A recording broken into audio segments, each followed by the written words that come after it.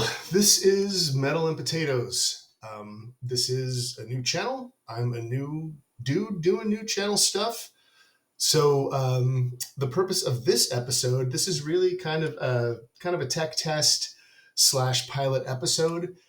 If you can't tell by my stilted speech, my awkwardness, and the absolute bargain basement production standards, I'm new at this, so I'm really just trying to get a video under my belt, which I can then save to my hard drive, figure out how to use my editing software, figure out how to upload it, see how bad it is, and then proceed and hopefully make future episodes better. Or who knows, maybe this won't totally suck and it'll be fun. But that's the point of this episode. So this is really going to be shorter than episodes that I'm planning in the future. And what I am planning in the future is obviously some longer episodes to go a lot more in depth into the subject at hand. This one's just really kind of a brief overview. What I'm going to be talking about is Saxon's new album, Hellfire and Damnation.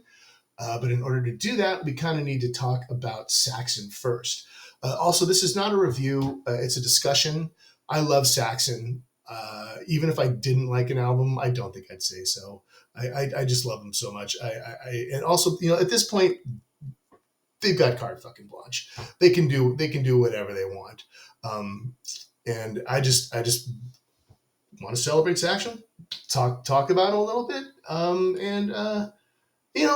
So I said, if an album was bad, would I say no? I just probably wouldn't do a review of it if I thought it was bad, or a discussion about the album if I thought it was bad. I would just let it lie. I got your back, Saxon. Anyway, so the band. They were formed in 1975. Their original name was Son of a Bitch. They were formed in Yorkshire. They spent a number of years working the working man's clubs, playing the working man's pubs in and about Yorkshire, the Midlands.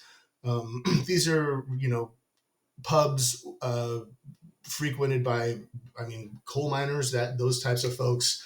They work all week for not a lot of money. The week is over. They want to hear some loud rock and roll. They want to drink some pints. So that is a trial by fire if there ever was one. They released their debut album in 1979. And at that time, 1979, it was basically the epicenter of what was known as the new wave of British heavy metal, or NWOBHM for short. This was the perfect sound, the perfect look, the perfect music in the perfect place at the perfect time. A little bit about the movement. So in about 1979, 1978, classic British heavy metal bands were getting a bit long in the tooth. They were getting a little self-indulgent. The drugs were becoming more important than the music.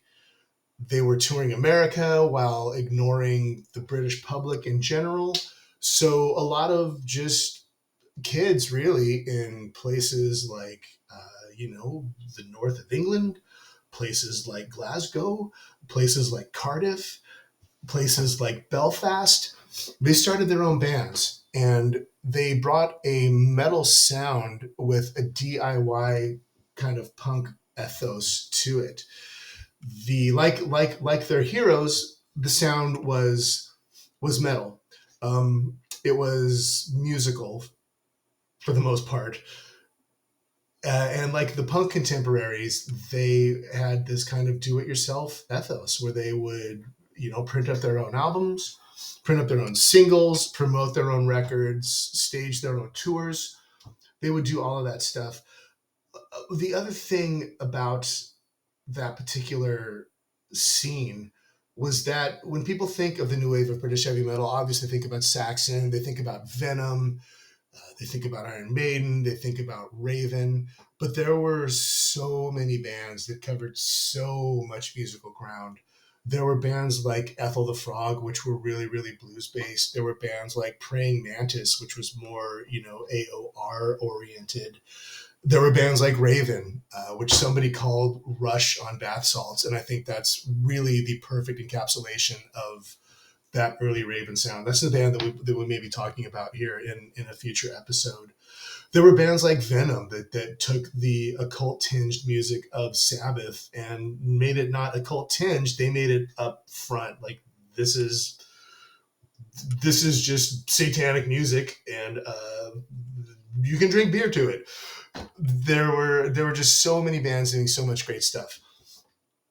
Anyway, Saxon in this time period, new wave of British heavy metal started, I would say, 78, 79. It had fizzled out completely by 85, but probably earlier than that. I believe Martin Popoff, who is just an amazing writer on this topic. I think he said 83. I think was that his cutoff date? I may be wrong, but in that short time, so between 1979 and 1983, Saxon released just some monsters. Wheels of Steel, Strong Arm of the Law, Denim and Leather, Power and the Glory, just monster albums. They gained a huge following in England. And then by the time Power and the Glory came out, they were starting to get a following in America. I think they were getting a little bit of radio airplay in some markets. And I know that was the first time I had heard of them. And that when I was 14 then, something like that. But I remember my buddy had the Power and the Glory cassette. That was the first I had ever heard of Saxon, ever. And I fell in love with that album. But other bands, specifically Def Leppard and Iron Maiden, were really making inroads into the States at that time. They were different markets. Iron Maiden were the diehards. They were the metal guys. They were the metal. So the same fans that were listening to, Judas Priest and Black Sabbath, Dio, Black Sabbath, they really latched on to Iron Maiden. They started making inroads into the States with very little, if any, radio airplay, and very, very few. I mean, you didn't see them on MTV all that often. I know it's a common misconception now that Number of the Beast was played over and over and over, but it really wasn't. It wasn't played that much on MTV. The other was Def Leppard, and Def Leppard was more of a commercial band. Pyromania, I still think you could qualify it as heavy metal, but obviously there are some really, really strong pop tendencies on that album, similar to Judas Priest Screaming for Vengeance, although that one really straddles the line between heavy metal and commercial pop, really almost one for one. Whereas Pyromania, and here's some songs that are, let's say like, I can't think of titles off the top of my head, but you've got stuff that's Photograph, for instance. That's very pop. But the opening track, Rock Till You Drop, is, it's got some pop tendencies, but I would consider that one a little more metal. But that one was really getting a lot of radio airplay, and that one was blowing up on MTV. So Saxon sees this. They see their, new wave of British heavy metal compatriots taking over America. They're like, hey, let's try this as well. So they release Crusader, which was a bit of a misfire. There's still some really great stuff on that. The title track was great. A Little Bit of What You Fancy is fantastic. The Sweet cover they do on there, Set Me Free, is great. The production is really, really thin, and there are some moments on there where there's for lack of a better term, there's a bit of pandering to the U.S. market. Do It All For You, Sailing to America, things like that. After Crusader, things really kind of hit the wall. I believe they were kind of egged on by their record company at that time to make really commercial records. What the record company didn't understand was that Saxon was not Def Leppard, but what they saw was how successful Def Leppard was, and they're just like, oh, well, if this is another British heavy metal band, certainly we can cram them into this mold and have another Def Leppard. But Def Leppard, they were really young guys. They were in their early 20s when Pyromania came out.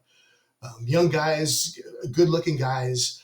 Saxon were, I mean, they've been around since the mid 70s. They were, I don't know how old they were, but they certainly weren't that young, nor were they nearly as photogenic as Def Leppard. I know the subtitle on Biff's autobiography is nearly good looking. I think someone said at that time that he was nearly good looking.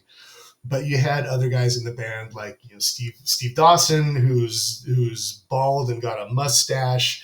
They just really, but they crammed him into the '80s clothes and tried to make it work, and it just didn't.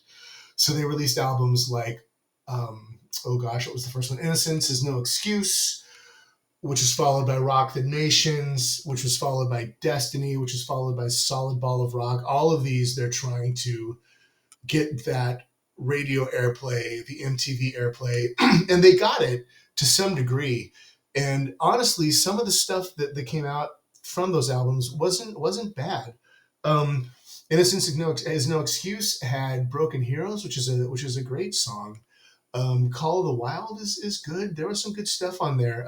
Northern Lady, which was a ballad, I believe that was off of Rock the Nations or Destiny. I could be wrong, but that's a solid song. The cover of Christopher Cross's Ride Like the Wind was great.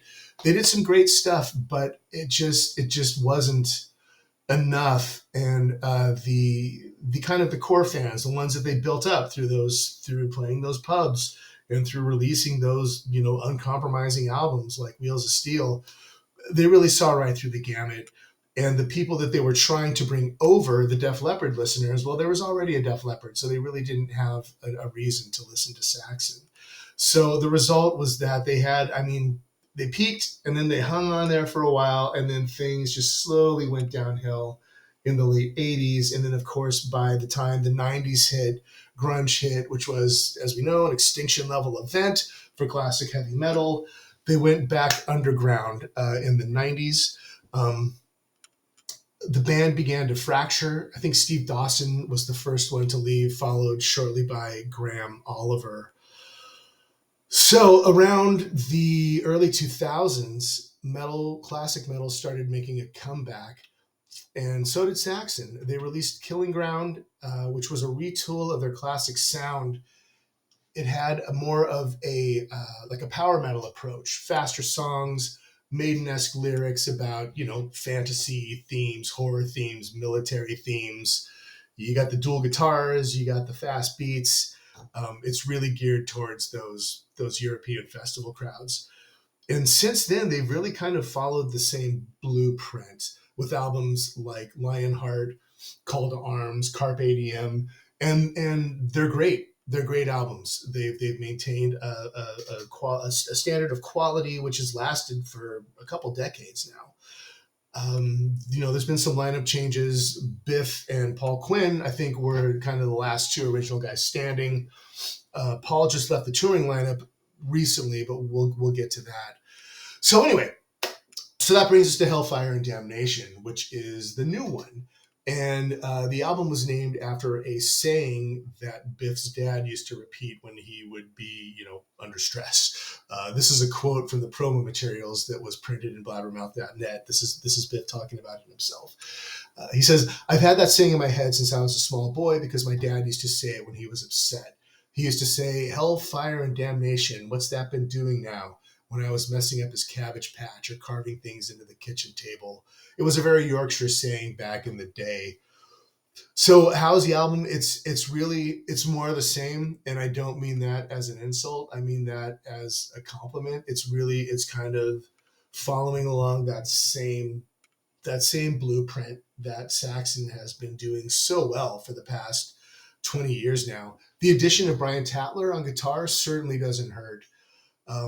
People in metal circles obviously know who Brian Tatler is. He was the founding member, one of the main songwriters in Diamond Head.